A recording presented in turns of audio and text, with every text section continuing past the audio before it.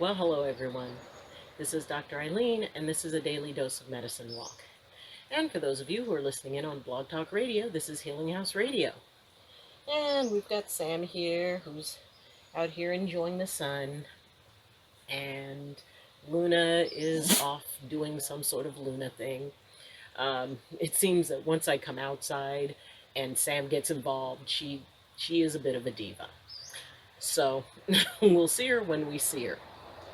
Anyway, today's question deals with the idea of, do you have to have a particular belief system in order to be able to utilize empathy?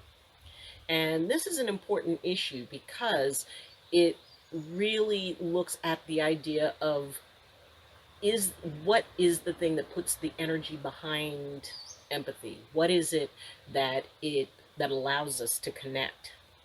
So this is a pretty good question, because a lot of people, sometimes will decide what it is that they think makes empathy work more or less. And if you're teaching or if you're talking to people about it, it's important to have a perspective on it. So today's question is, does using empathy require some type of spiritual practice? Well, based on my experience and based on how I utilize it, I do incorporate spirituality into a lot of what I do. And I do not believe that it is required to have any particular type of spiritual practice, or even a spiritual practice at all. And there's Luna. Say hi.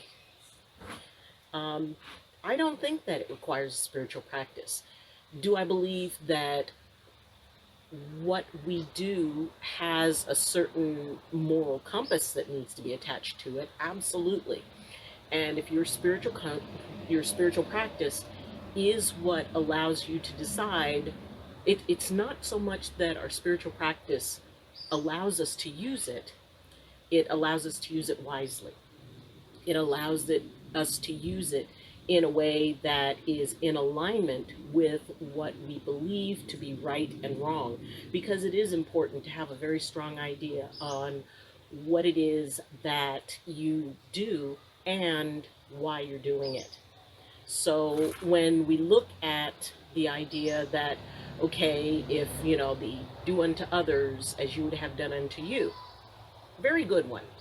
Because if you want to have free will, if you would be very upset if someone interfered with your sense of free will, yeah, you would not do that to somebody else. Now, can someone be, an outright atheist? Absolutely. The ability to resonate, it's sort of like, a tool that you would use.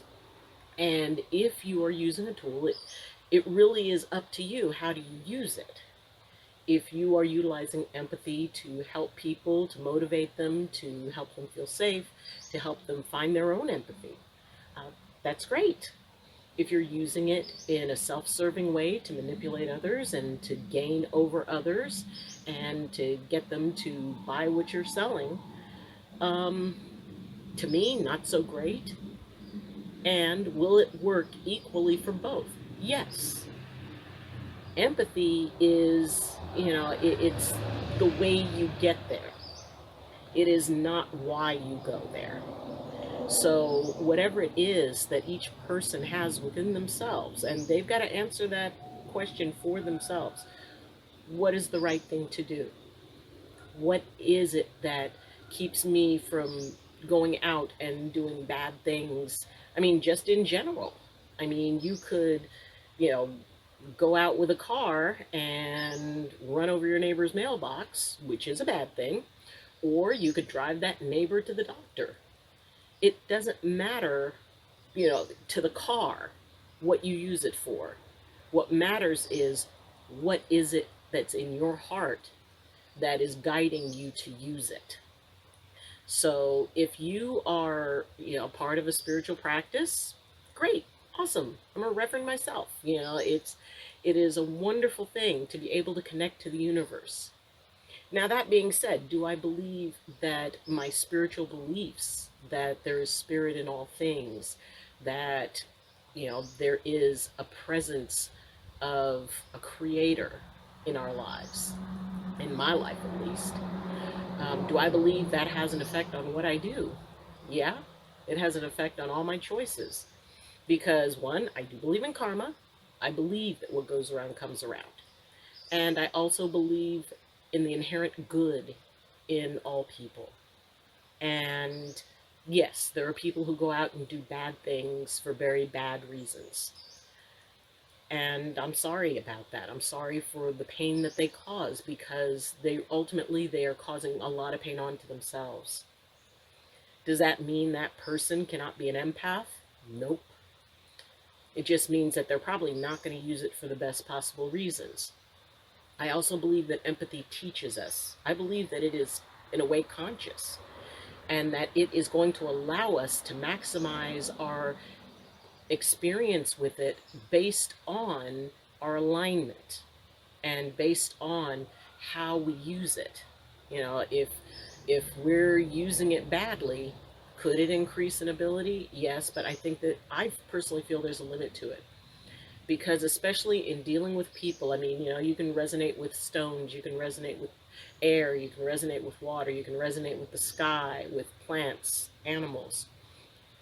And I find that in resonating with people, if you have an inherent love for humanity, if you have an inherent acceptance for humanity, if you have a belief system that allows you to see that good and divine peace in every person, that is what you will be able to resonate with.